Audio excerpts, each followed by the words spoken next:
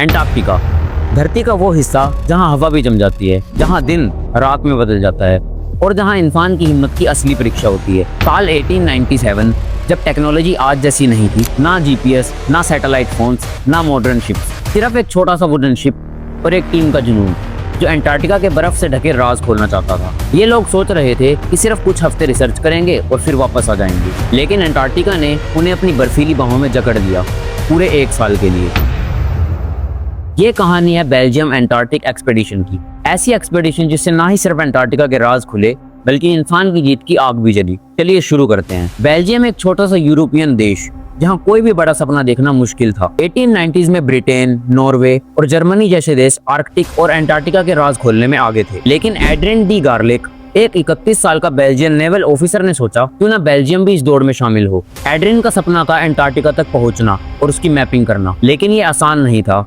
Funding के लिए उसने अपनी पूरी जान लगा दी, प्राइवेट स्पॉन्सर्स, गवर्नमेंट और अपनी जेब तक खाली कर दी। फाइनली उसने एक पुराना वॉलिंग शिप खरीदा जिसका नाम रखा बेल्जिका। यह शिप छोटा था, पुराना था, लेकिन एड्रियन के सपने का पहला कदम था। क्रू भी कोई ऑर्डिनरी नहीं था, दुनिया भर से लोग जुटे। एड्रियन डी गार्लिक, लीडर बेल्जियन जिसका जुनून सबको एक साथ रखता था।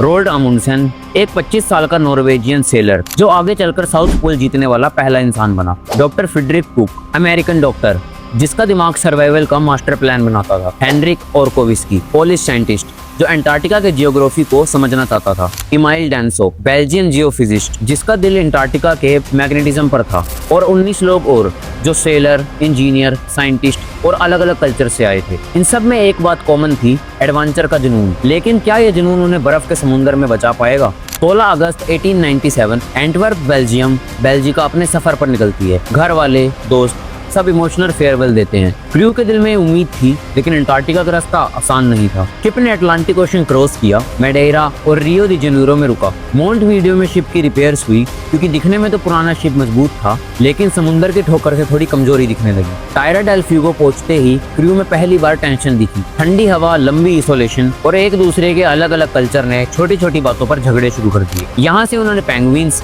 और सील्स कलेक्ट किए रिसर्च के लिए। जनवरी 1898 में बेल्जिका एंटार्क्टिक पेनिनसुला के पास पहुंचता है। सोचिए, सफेद बर्फ के पहाड़, ठंडी हवा जो चेहरा काट देती है और एक ऐसी खामोशी जो दिल को छू लेती है। क्रू के लिए पहली बार था जब उन्होंने एंटार्क्टिका को इतने करीब से देखा। बेल्जिका का मिशन था एंटार्क्टिक पेनिनसुला के पास एक नए एरिया की मैपिंग, जो आज गार्लिक स्ट्रेट के नाम से जाना जाता है। क्रू ने 20 से ज्यादा लैंडिंग्स किए, छोटे आइलैंड्स पर रिसर्च किया और सैंपल कलेक्ट किया। लेकिन फरवरी 1898 के एंड तक कुछ क्रूज मेंबर थक चुके थे। उन्हें लगा कि अब वापस साउथ अमेरिका लौटना चाहिए। ठंड, इसोलेशन और अनसर्टिनिटी ने उनका मोरल तोड़ना शुरू कर दिया। लेकिन एड्रियन डी गार्लिक का जुनून रुकने का नाम नहीं ले रहा था। उसने कहा, हम और आगे जाएंगे। ये डिसीजन उसकी जिंदगी का सबसे बड़ा गंबल था। 3 मार्च 1898 बेल्जिका बर्फ के समुद्र में फंस जाती है। आगे बर्फ, पीछे बर्फ, चारों तरफ बर्फ। शिप अब छोटी सी जेल बन चुकी थी। क्रू के पास अब कोई रास्ता नहीं था। पूरा एंटार्क्टिक विंटर जो 6 महीने से ज्यादा चलता है, अब वो वहां फंस चुके थे। 17 मई 1898 सूरज डूबता है।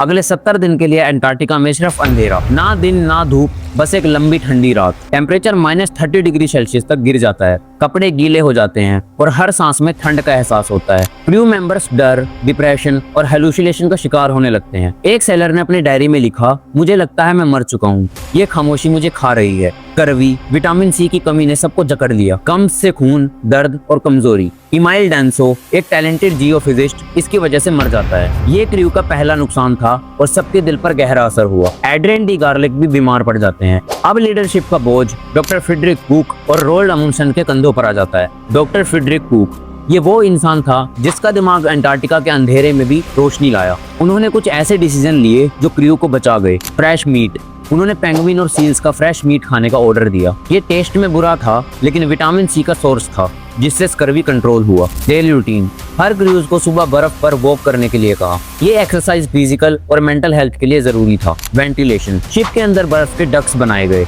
जिससे फ्रेश एयर आए और डंपनेस कम हो। मेंटल हेल्थ, डॉक्टर कुक ने एक आर्टिफिशियल डे नाइट शेड्यूल बनाया। क्रूज को स्टोरी सुनाने, म्यूजिक बजाने और छोटे गेम्स खेलने के लिए अनकवरेज करा गया। एक बार उन्होंने लिखा, हम एंटार्क्टिका से नहीं, अपने दिमाग के अंधेरे से लड़ रहे हैं। रोल्ड अमुंडसेन भी डॉक्टर कुक के साथ काम करता रहा। ये दोनों एक दूसरे के लिए परफेक्ट बैलेंस थे। कुक का साइंटिफिक अप्रोच और अमुंडसेन का प्रैक्टिकल सर्वाइवल इंस्टिंक्ट। अप्रैल जून 1898 में अंधेरा अपने पूरे शबाब पर, क्रू में डिप्रेशन बढ़ता गया। एक सेलर ने अपने काम छोड़ दिया और चुपचाप बैठने लगा। फूड लिमिटेड था, कैन मीट, बिस्किट्स और थोड़ी सी कॉफी।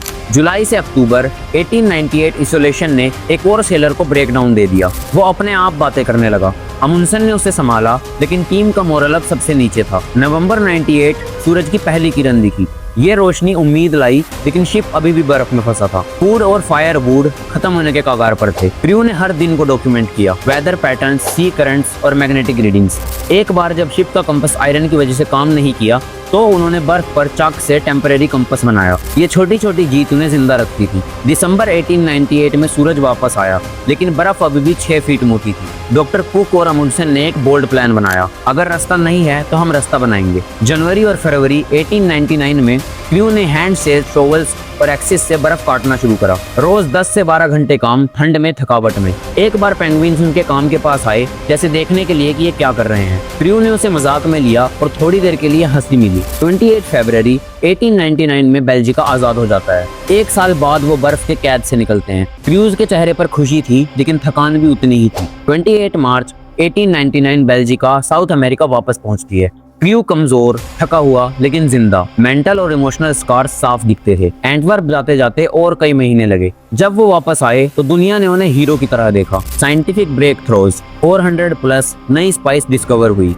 एंटार्क्टिक के जियोग्राफी और मैग्नेटिज्म पर एक ग्राउंड ब्रेकिंग डाटा मिला। फर्स्ट विंटर ओवर, ये पहली एक्सपीडिशन थी जिसने एंटार्क्टिका में पूरा विंटर बिताया।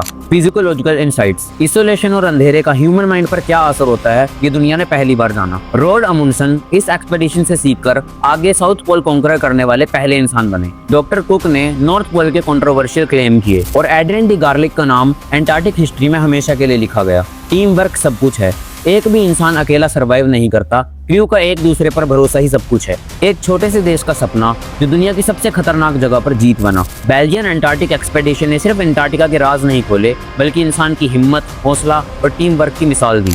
तो आपको क्या लगता है, इस कहानी का सबसे पावरफुल मोमेंट कौन सा था? डॉक्टर कुक का सर्वाइवल प्लान, या अमुंडसेन का बर्फ काटने का जुनून, या क्रू का 1 साल तक अंधेरे में लड़ना? कमेंट में जरूर बताएं। अगर आपको ये रियल लाइफ एडवेंचर पसंद आया तो वीडियो को लाइक, सब्सक्राइब जरूर करें और अगली वीडियो का इंतजार करें।